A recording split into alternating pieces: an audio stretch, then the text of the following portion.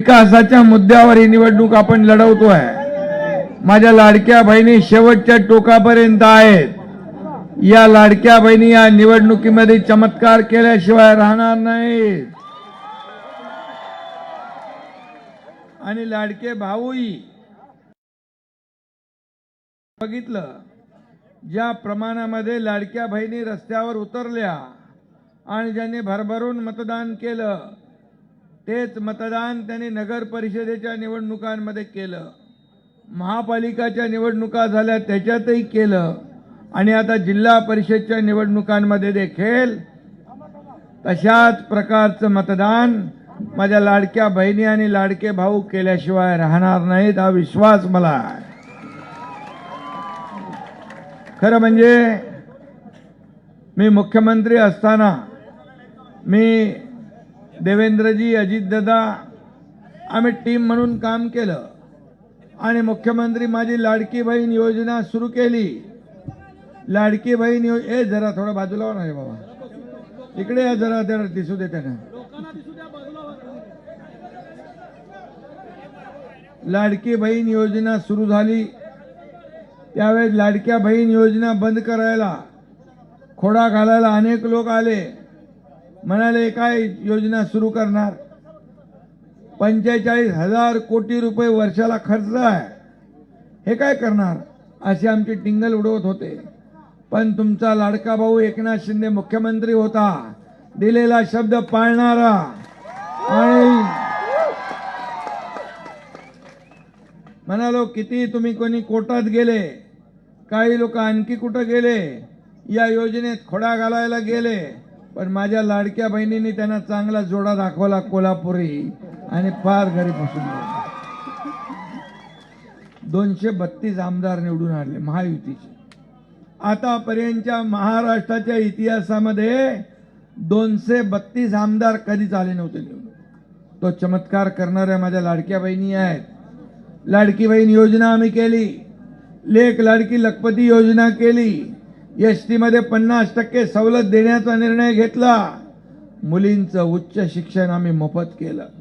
मला सांगायला दुःख वाटतंय की एका मुलीने आत्महत्या केली, 50% फी पालक भरत होते, 50% सरकार भरत होतं।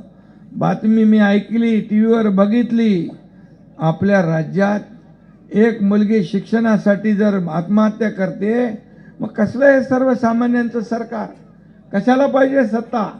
त्याच दिवशी आम्ही निर्णय घेतला, मुलींचं 100% फी माफ करण्याचा निर्णय घेतला, उच्च शिक्षण मोफत, शेतकरी सन्मान योजना केली, वर्षाला 6,000 रुपये मोदी साहेब द्यायचे, 6,000 रुपये आपलं सरकार देऊ लागलं, पीक विमा योजना केली, अनेक योजना केल्या, या राज्याला पुढे नेण्याचं काम आपण केलं।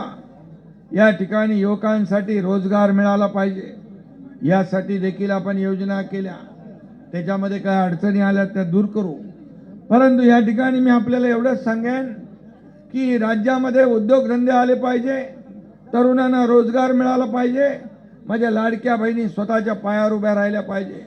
आज आपलं केंद्राचं बजेट होतं, प्रधानमंत्री मोदीजींनी देखील कृषी, आरोग्य, पर्यटन, उद्योग, महिला, बचत गट यांना ताकद देण्याचा ठरवलेला आहे। देश आर्थिक महासत्तेकडे वाटचाल करतोय, देश पुढे जातोय मोदीजींच्या नेतृत्वाखाली आणि म्हणून महाराष्ट्र देखील पुढे जातोय। त्यांना महाराष्ट्राचं देखील योगदान देणं आपलं कर्तव्य आहे आणि म्हणून आजचं केंद्राचं बजेट देखील सर्वसामान्य माणसाला न्याय देणारा आहे, सर्वसामान्य माणसाच्या आयुष्यात चांगले दिवस आणणारा आहे आणि म्हणून मी तुम्हाला विनंती करायला आलोय, केंद्र आणि राज्य सरकार तुमचं आहे, सर्वसामान्यांचं आहे आणि म्हणून गेल्या 3.5 वर्षात 2.5 वर्ष मुख्यमंत्री मी असताना, आता देवेंद्र फडणवीसजी असताना 3.5 वर्षाचं कारकीर्द जर बघितली, प्रत्येक योजना गोरगरिबांसाठी आम्ही केल्या।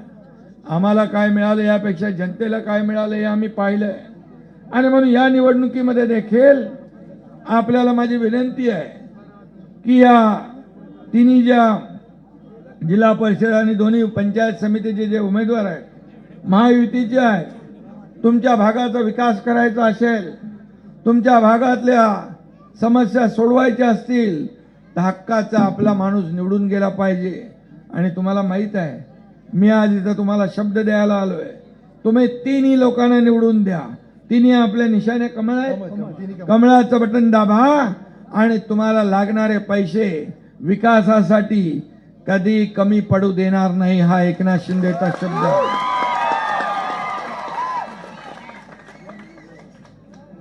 मी दिलेला शब्द पाळतो, आपल्याला माहित आहे. आणि म्हणून या तमाम महाराष्ट्रातल्या लाडक्या बहिणी आज रस्त्यावर देखील आतुरतेने आशीर्वाद द्यायला उभ्या असतात. एवढ्या मोठ्या संख्येने लाडक्या बहिणी इथं आहेत, भाऊ आहेत, सगळे आहेत, ज्येष्ठ आहेत. या सगळ्यांचा आशीर्वाद या निवडणुकीमध्ये पाहिजे.